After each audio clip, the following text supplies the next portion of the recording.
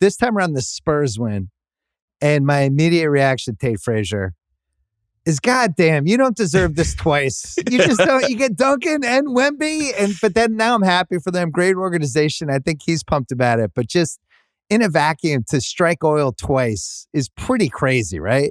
Yeah, it's kind of insane. And yeah, like you said, Bill, it's great to be back. I'm sitting here in my little studio. I have my Muggsy Bogues jersey behind me. I have my Hornets pullover on. I'm knocking on wood. I'm very superstitious. So I thought it was all possible as they got to the Final Four. I was like, I think the Hornets are in this. And then this feels a little bit like, Alonzo Mourning to Shaq, shout out to Ceruti and the Magic back in 1992. The Hornets love to be the runner-up. You know what I mean? That's what we're good at in this whole lottery scenario. But like you said, Popovich gets Wembanyama. You got one of the best coaches, if not the best coach of all time, getting one of the best prospects, if not the best prospect of all time. And it almost feels like it was right on the nose, right in front of our face the entire time. And like you said, they strike gold again. And here we are. The Spurs are back. It's almost like if the Pats just tank next year and Caleb Williams, the USC quarterback. Right. If he was 7'6" and was the best quarterback in 20 years and was also just an alien and a freak, and then the Pats ended up, people would be so mad if this was the Pats. I think people like the Spurs, in general.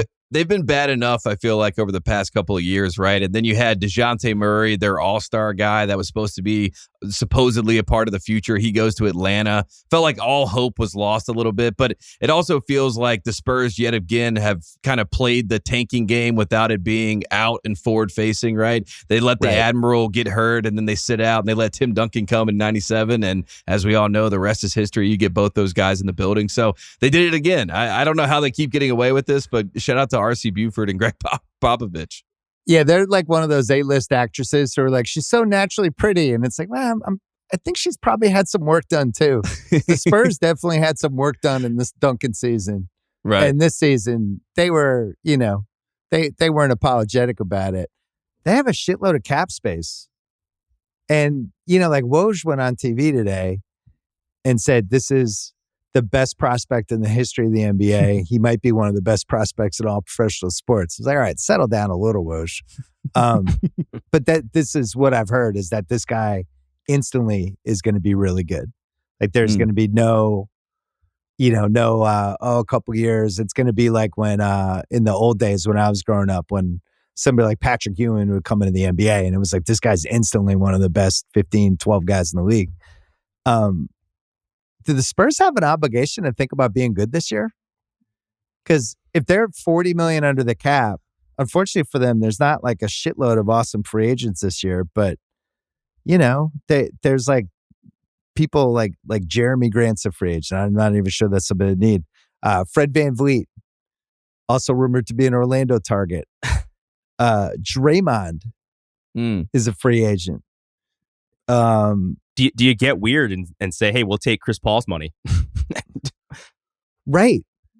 Do you take somebody else's contract who's trying to carve out space? Do you take like the Jordan Poole and be like, all right, we'll take it right off. Here's your get out of jail free card and you'll save $100 million.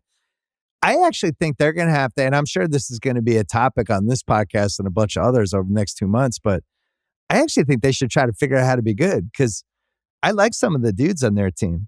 Like Keldon Johnson. Zach Collins is a fine rotation guy. Dev Vassell. Sohan, we mentioned. Yeah, so they're not that far away from being like kind of a first-round playoff team.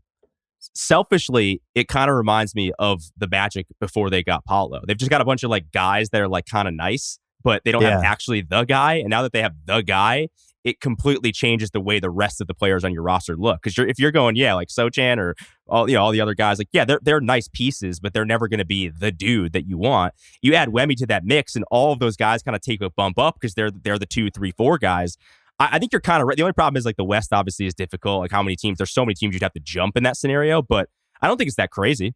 Yeah, and Woj said, I wrote this down because it blew my mind. He said that most people expect by his third season that Wembanyama will be the best player in the NBA, which I think that is probably even more of a big statement than maybe even saying he's the best prospect of all time and all that sort of stuff. I mean, I find that insane to think. But if the expectation is for him to be the best player in the NBA in year 3, then I think, like you said, Bill, there's an obligation to go and try to win in year 1, especially when you have a guy who's 7'5", when you have knees that are there. We know what happens with big guys. We've seen it with Ralph Sampson. We've seen it over the years. We've seen Greg Oden, right? I mean, while he's healthy, while he's able to play, while he's young, while you can get mileage on him, why not just try to go for it? Why not? And you have how much time does Popovich have too? You know what I mean? What is the timeline on Greg Popovich? If it is 3 to 5 years, let's go all the way in these 3 to 5 years when we have salaries, when we have cap money, and we don't even have a guy there right now that feels like he's the number 1 guy. Keldon feels like a great number 3 on a winning team, right? Sohan feels like a great additional roster piece that you can have there that's going to be a winning type player. But Wemby can go in and doesn't have to deal with the egos of someone like you keep mentioning the Magic. Jalen Suggs comes in, right? And Cole Anthony's like, well, I was drafted last year and I'm the point guard, right? And now you're dealing with that ego and that back and forth. And you have to, and he hurts Suggs' confidence, right? I mean, it's obvious. So, I mean, all that happens. And Wemby doesn't have to deal with that in San Antonio, which is why maybe it's a win now and you can entice people to come play with him because he already has a reputation around the league because we know so much about him. So they could definitely, because they have so much cap space, they could solve somebody else's problem. You know, who mentioned Chris Paul before? If Phoenix wanted to do some sort of 3-team trade where they took, let's say they wanted Kyrie Irving, right? I don't think they would, but just for an example, and they wanted to move Chris Paul's salary out as part of a Kyrie Irving thing, and you're moving it, and basically San Antonio becomes the way station for Chris Paul, a lot like OKC a few years ago. But in this case, hey, it's Chris Paul. Wemby, he's going to get you the ball in the right spots and show you some stuff for a year. Or maybe Philly wants to get off Tobias Harris because they want to just blow it up. Cool, we'll take Tobias Harris for a year. I do think they have, with all that cap space, it's a better scenario than, some of the free agents that are available because it's really one of the worst free agent classes, in a long time. Zach LaVine's another one. What if Chicago just wants to get off that contract? Cool, we'll take Zach LaVine. Or with Wemby and all these other dudes. Or Bradley Beal or someone like that. I mean, the other one Beal, that's a great one. What if Washington just wants out of the Bradley Beal business? I know Joe House does. The other thing that I was thinking of just from a historical perspective, what if they went for the Oscar young Kareem kind of combo where they say we want Russell Westbrook and we want him with Wemby and then Westbrook and Wemby just get together and they make a little run, and it's Oscar, late stages Oscar, young Kareem, young Wemby, late stages Russ. Russ seems like he figured something out in the playoffs, right? I don't know. He definitely didn't. Russ figured out nothing in the playoffs. I do like the Jordan Poole idea, though. And if I'm Golden State, I would think about it if I could get some sort of a flippable piece and just and save a shitload of money, But I think there's a lot of guys like that. I think in general, another guy, I hesitate to even say this, but Julius Randle, who I think the Knicks, all their fans would drive him to the airport, right? You bring him, you put him on the Spurs. And it's all right, we have a low post game. We can space him with our 7'5" alien center. And this is something. I don't think they should do that, but that's another guy who's going to be available. And the funny thing is, of course, you could see any of the guys that we just mentioned, they're going to be good on the Spurs. Pop's going to figure out a way to get somebody scoring 18 points a game and being somewhat efficient. You could just see it happen.